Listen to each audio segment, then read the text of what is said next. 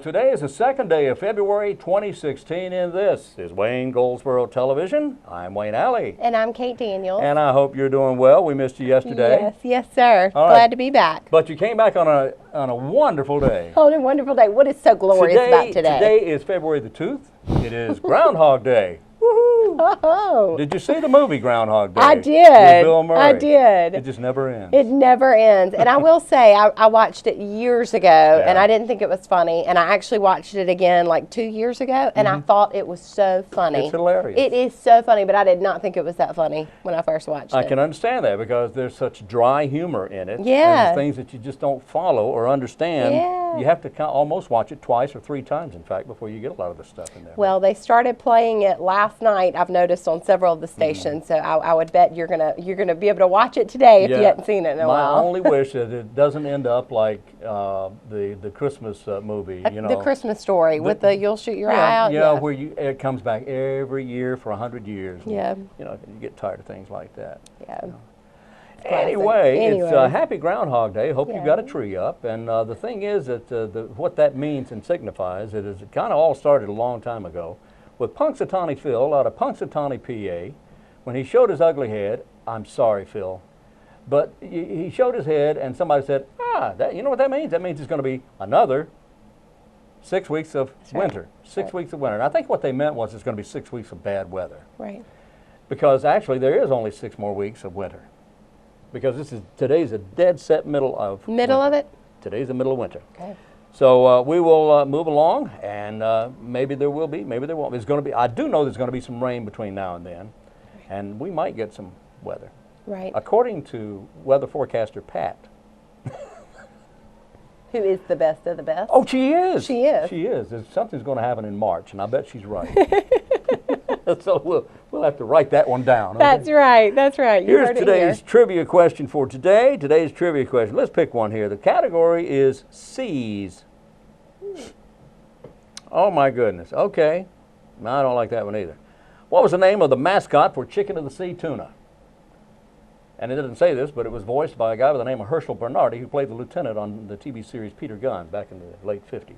Okay. Well, besides Good all one. that, Good one. good one. What was the name of the mascot for the Chicken of the Sea Tuna? And there you go. We'll have the answer for you in the next segmento of the programo. And there you go. Ho, Yes, ho. sir. Yes, sir. The State of the Child Conference is coming up, and we'll have guests to talk about that later this week. The 15th Annual State of the Child Conference. Tell us about that. Yes, sir. Yes, sir. So that's coming up on March 11th, and it's going to be held at the University of Mount Olive in Mount Olive.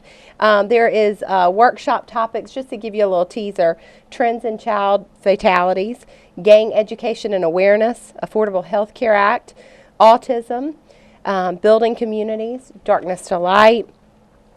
So you think you can work with others, working with military families, healthy children.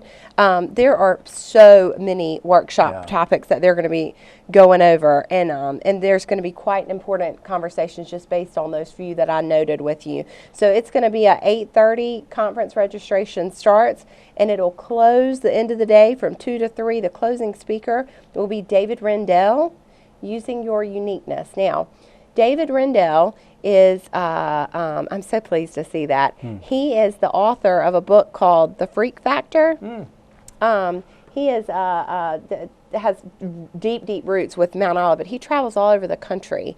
And the program he's going to be talking about is Using Your Uniqueness. But he spoke for 3 years, I know of, back to back at the Chamber's leadership graduation after the leadership program, and provided the graduates with his book. But he's a dynamic speaker, and he talks about when he was a child, all of his teachers would say, sit down, you know, quit talking. And the older he got, he realized he could capitalize on his uniqueness, which was being in front of others and talking, and, you know, it's just neat. He's just a neat man. And what's the date on that again? So the date on that is March 11th.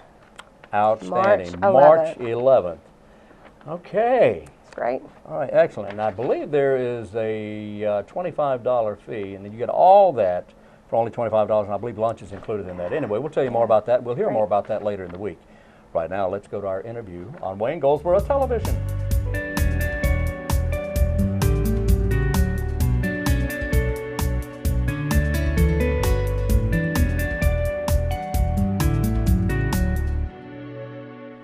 guest today is Mr. Burt Lewis from the University of Mount Olive. He is the Dean of the School of Arts and Sciences. And Burt, it's good to see you again. How you been? Good seeing you. Great to have you with us. Well, it's great to be here. Thank you for having me. Yes, sir. Glad to have you here. Now, you have announcements about the performances coming to the school, to the university. We have 3 outstanding music events in the month of February that I would like to talk to you about today. Just in February alone. Just in February alone. Well, what's going on? Well, we have 3 events.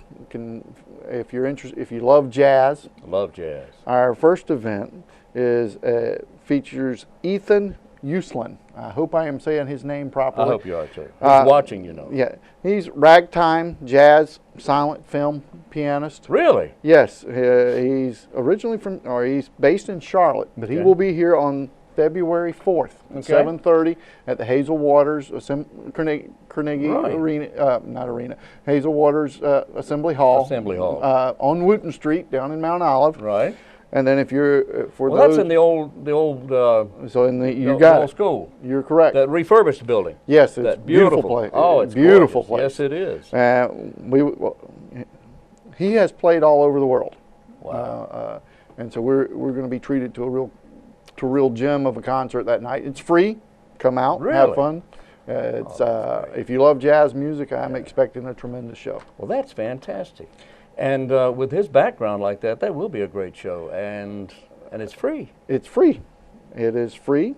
You may contact myself over at the university, or you may contact Bill Ford. Dr. Bill Ford is our department chair for music, and he's the contact person on this particular event.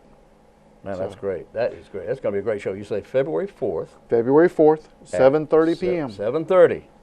And if I'm not mistaken, that's a Thursday evening. It is. So it is, because the first is on Monday. You're correct. All right. So there you go. Yes. Now, all right. 2 weeks from that date, on February 18th, also at 7:30, for those of you that love good hymns, good gospel music, want to have a chance to sing along, our chamber choir and our concert choir, full of UMO students, are going to put on our second annual hymn festival. Wonderful. It's a great night. Come out. If you love singing some hymns that are familiar, come out, sing along. Our chamber choir and our concert choir, they're very, very talented. There's some talented musicians. They're excellent folks under the direction of Dr. Carl Ashley. Yes. That night they'll put on a rousing show. This is the second year that this is done. This is the second year. I remember hearing from last year they had some contemporary Christian religious music, and they also had some of the old traditionals. Yes, it should be an attraction to young and old. Yes, indeed. That's great. And you know, when I go to church, some of the fond things that I've remembered over the years are the Christmas cantatas where you're in church and the music and the choir. This will be an excellent show. Okay. And when is that? That's the 18th. You February 18th. That's a Thursday. A Thursday. 2 weeks from. 2 weeks from the 4th. 2 weeks from the 4th. It's also free. But come down and you'll see a lot of our wonderful students perform. And Dr. Ashley does a wonderful job with them. And is that also at the Wooten Street location? All of these events that we're talking about are at the Wooten Street location in Assembly Hall. Outstanding venue. Yeah. If you haven't been, I'd encourage you to go, just simply to see how the building's been refurbished. Yeah. And it's a great place for theater and concert performances. It is indeed. It has been refurbished. It was a beautiful building to start with, but with all the work that's been done on it, you have music rooms, you have singing rooms, and there's something going on all the time there. Well, our music department has relocated into that building, but the actual venue, the concert hall, it's a beautiful place to sit. The seating, there's not a bad seat in the house. No, there isn't. The stage is nice, and the sound is just There's even a balcony. Yes. It's absolutely gorgeous. Beautiful old building. It is indeed. Yes. All right, we have another one in February, do we? We have one more in February, and it's on February 24th. And if you're interested in some, if you're interested in some classical piano, some Terry Correa from Durham, North Carolina. I'm familiar with that name. She will bring a couple of her gifted students to play very challenging some challenging pieces. So if you're interested in some challenging, I had an uncle one time that used to say, when he watched people play the piano and they did it real well, if you're interested in seeing a couple of students really tickle the ivories, oh yes, then this is the night to come. Yeah, I remember that phrase. Yeah. Yes, Tickling it's an old phrase. ivory. Yes. Yeah. Tickling the 88s. Yes, tickling the 88s. But again, it's a free concert. Yeah. It's please come. Each of these concerts are at 7:30 p.m. The first one is on February 4th with Ethan Uslan. That's great. Second one is our second annual hymn festival on February 18th. And the third one is February 24th, and it's Korea Piana. And I hope I am saying that name properly. I think I am. I think it's C-O-R-E-A. Is that right? C-O-R-R-E-I-A. So I was close. Okay. You were very close. Well, C-O-R-R-E-I-A. Yes. Korea. Yeah. Now, you had one correction to make. For anybody that may have seen this schedule, what was the correction you had on the date on this schedule? We mailed out a spring events mailer for events, and we had listed Virginia Mims, which she won the classical singer competition nationally. Yeah. She's a freshman at Indiana University this year. She is really talented. I'd encourage any of you to go on YouTube and Google Virginia Mims, just as it sounds. M-I-M-S. Listen to the voice. She is most likely a star in the making, and we're going to get a glimpse before she becomes a major star. Wow. But in our mailer, it was indicated that she was coming March 24th. She's actually coming March 18th. Oh, okay. Also, but there'll be more publicity about that as we get closer to the event. Good. But it will also be at Assembly Hall, and we're really excited about having her on campus. She's, if you like the opera-style classical singer type music, her voice is really, really outstanding. Wow. So That's it should be exciting to come and watch this show. And you have a whole year of things here, and we've only scratched the surface. We've only talked about February, so. Yeah, what I have on this is really just of our events through April. So we'll have another set of events that we'll talk about, but we've got a number of events in April as well. But we'll come back to you and tell you about all those. Please do. Now, these are free, what we've talked about today. These are free. And if anyone has any questions, how do they find out? What do they do? Tell them, well, they can contact me at the University of Mount Olive. They can call 919-635-2787, or you can call the main line, 919-658-2502, and ask for the music department, and they can give you all the information. And you're welcome to ask for my office as well. You can ask for the dean's office or for the music department, and we'll make sure you get directions. Wooten Street's easy to find. It is very easy to find. And it's a nice venue, plenty of parking, and a great place to see a musical event. If you're going south from the Goldsboro area into Mount Olive, it's Brazil Avenue, and then hang a right onto Wooten. It's that simple. It is. It's that simple. And if you have a problem keeping up with those numbers, then those telephone numbers, all you have to do is go to umo.edu and get those telephone numbers. Is that right? You can do that. You can also go to umo.edu, look under the directory, type in my name, Burt, B-U-R-T, Lewis, L-E-W-I-S, and drop me a note or an email, and I'll get you to the right person to get you some information. You make it easy. Burt, it's always good to see you. It's always good to see you. Glad to have you with us, and we'll see you again soon. Thank you. Burt Lewis is the Dean of Music and, is that right, and Sciences? School of Arts and Sciences. That's what I was trying to say. Thank you. Thank you. Thank you, Burt Lewis. Thank you.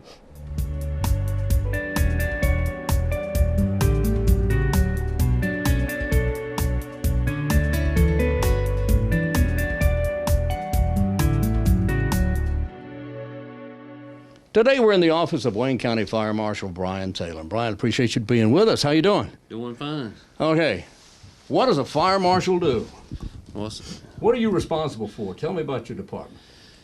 Of course, fire marshal is part of the Office of Emergency Services. Right. Okay. And my main job is a liaison, so to speak, with the volunteer fire departments throughout the county. There's 25 volunteer departments.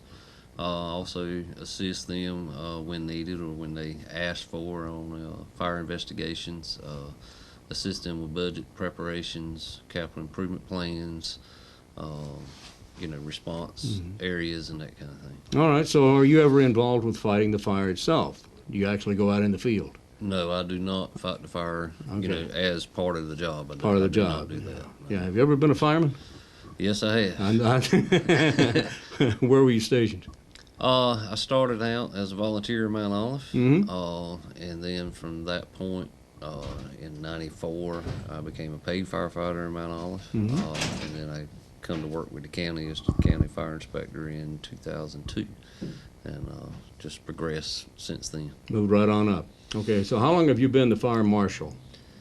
That's a good question. The way my memory is, I understand. Somewhere, let's see, I come to work in 2002, so I'd say about 5 years later, about 2007, 2008 is when I got promoted to that. So you're close to about 8 years or so, 8 or 9 years. Yeah. Brian, this time of year particularly, wintertime, people are trying to heat their homes, cost of heating oil and the cost of electricity continuing to be a problem for a lot of people. Some people out of work, they're having money problems, difficulties, and they will rely on an alternative heating source, i.e. Kerosene heaters, space heaters, electric heaters, that sort of thing. Yes. What kind of dangers are we looking at in space heaters particularly? That would be the electrical plug-in type. Yeah, your space heaters, the biggest thing that we see in the county is people not allowing enough room around them. You should keep them clear of any combustible materials, bedding, paper, books, or anything like that. It should have that 3-foot clearance around them, front, back, and 3 foot is what's recommended. 3 foot around it. Or papers. Some people will dry their clothes nearby. Bedding, curtains, Christmas trees, anything like that. Christmas tree, anything that is combustible. That's combustible. You need to keep that clearance around them. A lot of times we also see people running the space heaters with what I call, dollar store drop cords, little real thin drop cords. Yes. Using with drop cords. Well, anything that generates heat like that needs to be plugged directly into the wall and not used on the drop cord, because if the drop cord is not manufactured to withstand the amperage that's pulling through it, after a while that drop cord will fail and start a fire also. So it's important to keep them plugged in directly to the wall, keep those clearances around there. So if the extension cord is, it may be UL approved, maybe, but if it's a 16 gauge or even a 14, it may not be enough to hold the power. Hold that. And that's correct, and that's true, with anything. Yeah, no, that's true, and it can overheat and cause a fire. But especially those heat-producing devices that we use in today's world, and with the space heaters. So you just have to kind of use a little common sense with it. Common sense. Good luck with that. and maintain those distances around those heaters. And one big thing we see also, a lot of times people leave home and leave the space heaters running. Do they really? Which is a big no-no. So people need to watch out for that. And are they forgetting, or do they just want to leave it warm when they get home? They leave it on to keep it warm, whether their heating unit's down or it's just they feel like it's cheaper for them to heat with the space heater versus gas heat or electric heat or what they're using, and they just leave it on during the day, and that can create problems also. Yeah. And with space heaters, you want to make sure you're using a more up-to-date heater because of the safety devices and that kind of thing that are built in them, and make sure that they do have the tip over or the cut off. So if they get tilted over or whatever, and check that from time to time. Yeah. Some of these space heaters have been recalled in spite of the fact that they have the safety features. Some of them are still recalled. Yeah, every day there's recalls put out there every day for all kinds of things that are made throughout the U.S. And elsewhere. And elsewhere. Yeah. And well, and you just got to keep up with that, and you can go online and check any recalls on your particular models and that kind of thing. If there is, it'll give you directions of what to do, whether take it back to the store or contact the manufacturer. Or I think one of those sites is recall.org. Yes, I believe it is. Anyway, let me move on to another type of space heater. And that's a relatively new phenomenon that's been out a few years. Is the infrared heater. You see the sales stories, you'll see a cat lying on top of it, and the cat's cool as a cucumber. And you see that they've got papers lying on it. Of course, that's never a good idea with anything. no. But these are supposed to be a lot safer than your basic, everyday, run-of-the-mill space heater. Has that been the case pretty much, or? Well, there's been fires that have been involved with the infrared heaters also. You know, you infrared heaters are a space heater, so It's a heat source. It's a heat source, and yes, they market them to be safer, but in my opinion, I would take the same safeguards with infrared heaters as I would any other space heater. And to me, it seems the biggest difference would be you really have to keep that filter clean. Yeah, and that's a big deal. And that's true with any of the space True with heaters. any of them, Whether it's infrared, you got the little HEPA filters and that kind of thing to keep the dust particles out from the heating elements in them. But that's true for any kind of space heaters, keeping it clean and keeping it free of dust and that kind of thing, because it relies on the airflow coming through it. That's right. Now, what if that airflow is blocked up and that filter is jammed shut with dust and particles? Yeah. What could happen? Well, that's where some of the issues come from. Uh-huh. Then the heater starts heating Working more harder. and working harder, which can cause the components to fail and ultimately start a fire. So people just need to be real safe with them, keep them clean, keep your distances around them, and for the most part, space heaters can be safe as long as you do those. What about, let's move on to kerosene heaters. What's the biggest problem of the many problems that are associated with kerosene heaters? Just like space heaters, we see people having them right next to their recliner or real close to them, because you're trying to use it for your main primary source of heat. But same with those, you got to maintain that 3-foot distance around it. And another issue that you see from time to time, it doesn't happen quite as much as it used to in the past, but from time to time you'll see people accidentally put gasoline in a kerosene heater. No. And they don't do that, do they? It will happen. Well, that's an immediate explosion. You're exactly right, and most of the time, whoever likes the kerosene heater will have some kind of burn injury, whether it's minor to major, and of course this is going to start an immediate fire. And most of the time, it gets along too far for the homeowner to do anything about, and then of course the fire department has to come, and in a lot of cases people lose everything they have because of it. So you just have to make sure that your containers are well labeled. Yes. I would highly suggest not storing the kerosene in the same area as the gasoline. Good advice. Keep a different color can. Good advice. If you don't have a different color can, make sure it's marked very well which one's which, and try to eliminate those possibilities. And if nothing else, open it and smell it. Yeah, so there's a big difference between kerosene and gasoline. There's a whole lot of difference. Yeah, but still, people, I presume, will make that mistake, and that is just so dangerous. It is. I mean, they're putting their families in danger. Yeah, and it is. And another safety concern with kerosene heaters, keep them serviced. Oh yeah. A lot of people, use them throughout the winter season. Winter's over with, they package them up, put them up in storage. Next year, to bring them out, start using them again. They hadn't had them serviced. Many times the wick has to be changed, or the wick has a buildup on it. It has a buildup on it, and if you don't have them serviced, they can produce more carbon monoxide. And if you're using kerosene heaters, that's another thing. You need to make sure that your home is equipped with carbon monoxide detectors, because of carbon monoxide is odorless. You can't smell it, you can't see it, so you need to make sure you have a detector there that can that can detect it. And that is they're known as the silent killer. The silent killer. Yeah, Yeah. carbon monoxide. But it's always good as you're using a kerosene heater would you suggest or recommend to ventilate with a little window open? Because that seems to defeat the purpose, but but it would keep air flowing. You know, in years past, that they recommended that, and it's not a bad idea to do that, to allow some fresh air in.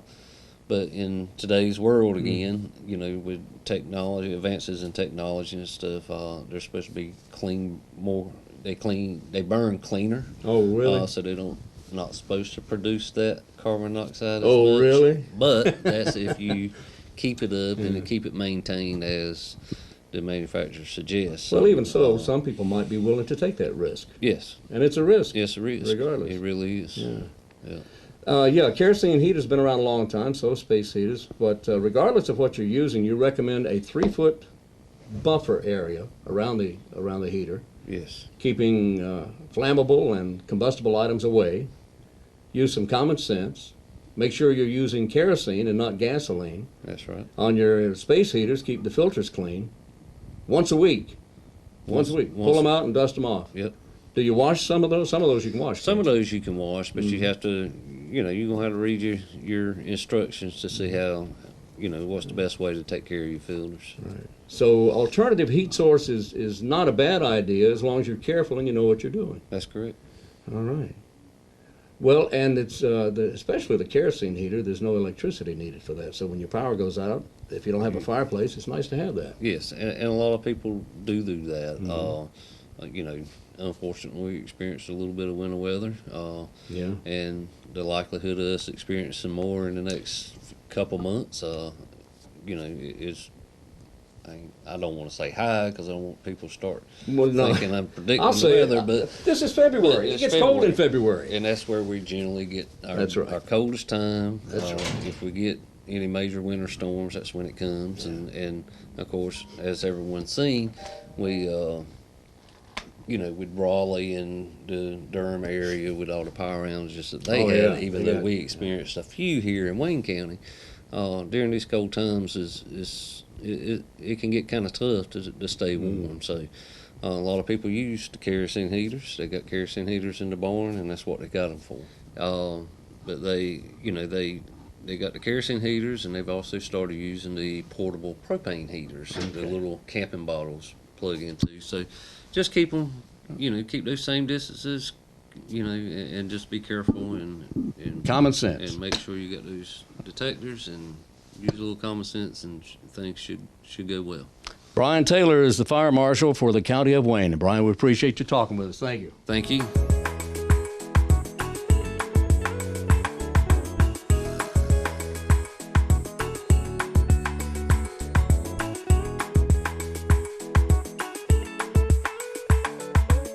We're back on Wayne Goldsboro Television here in Goldsboro, North Carolina, the County of Wayne.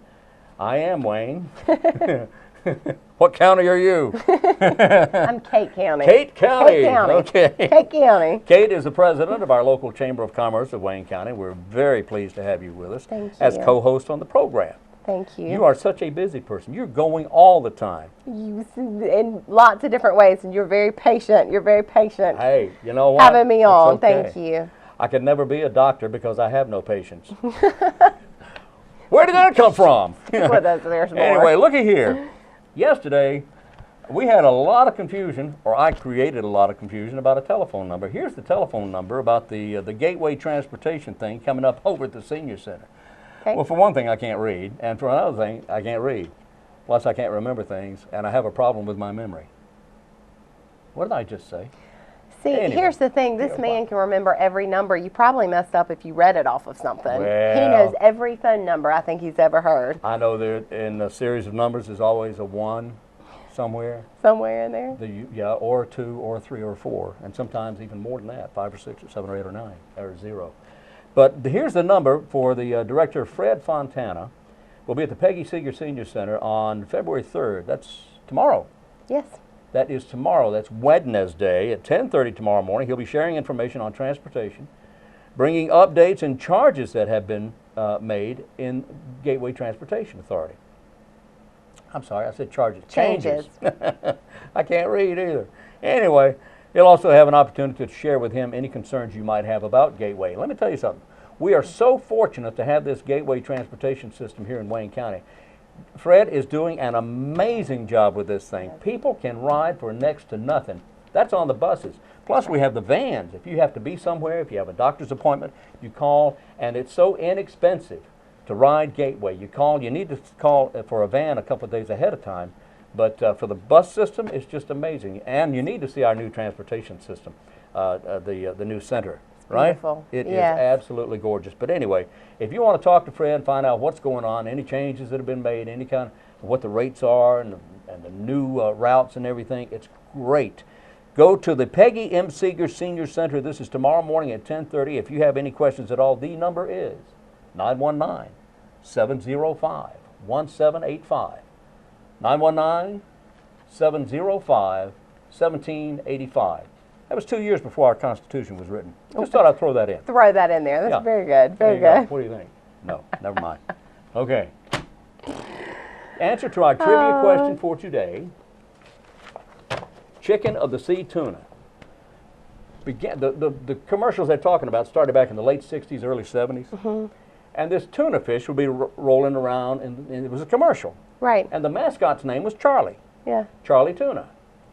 But they still have him, right? I guess. Because I don't remember, I mean, I wasn't born when the commercials were coming out, but I knew that name in my head. He's still their guy, isn't he? He's still their mascot, and it was a very unique voice. Herschel Bernardi had a great New York time. He could really spread it thick if he needed to. It was a great accent. He was a great actor, balding, very typical New York detective, or appeared to be. Yeah. And he was chosen for that part for the Peter Gunn series. But it was he was very good at that.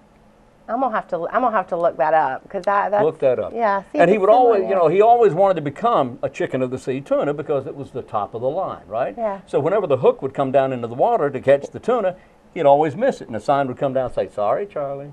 Sorry, Charlie. You're just not good enough." There you go. Smart. That's smart advertising. It was a cute advertising. Yeah, that was good. Birthdays for today: 2216. Okay. Okay. Tommy Smothers is having a birthday. He is the half of the Smothers Brothers duo, two of the funniest men that ever were on television. Tommy was the slower one. And I mean, he wasn't slow, but he portrayed that part. He's 79 years today. The lovely Christy Brinkley is having a birthday, turning 62. Bounty Hunter Dog. You ever heard of him? Yeah. Yeah, he's a dog. He's 63 today. Dwayne Chapman's his name. But I wouldn't call him that to his face. He'll hit me. Kim Zimmer having a birthday, 61. Lauren Lane, 55. Michael T. Weiss, another actor, is 54 today. Very nice. Happy birthday. Va-voom, we got to go. And we just got here. I know. I know. Let's do it again tomorrow. We'll do it again tomorrow. That's a good idea. We'll be back on Wednesday morning at 7 a.m. If you missed anything, we'll repeat it noon today and then again at 5:30 p.m. So join us again tomorrow morning at 7 or at noon or at 5:30 p.m. 3 choices. I'm telling you. Until then, I'm Wayne Alley. And I'm Kate Daniels. And this is Wayne Goldsboro Television.